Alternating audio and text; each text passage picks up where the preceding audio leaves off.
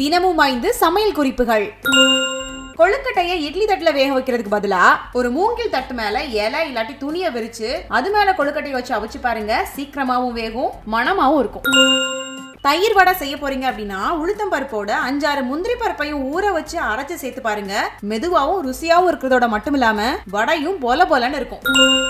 பொங்கல், கேசரி இதெல்லாம் செய்யும் போது முதல்ல கொஞ்சமா நெய் விட்டு தயார் செஞ்சுக்காங்க. அதுக்கப்புறமா சூடான நெய்யை மேல ஊத்தி பரிமாறினீங்க அப்படின்னா நிறைய நெய் விட்டு செஞ்ச மாதிரி சுவையா இருக்கும். தயிரை 2-3 நாள் கெட்டு போகாம வச்சிருக்கணும் அப்படின்னு நினைக்கிறவங்க அந்த தயிர்ல தேங்காயை பல்லு பல்லா சீவி போட்டு வச்சு பாருங்க.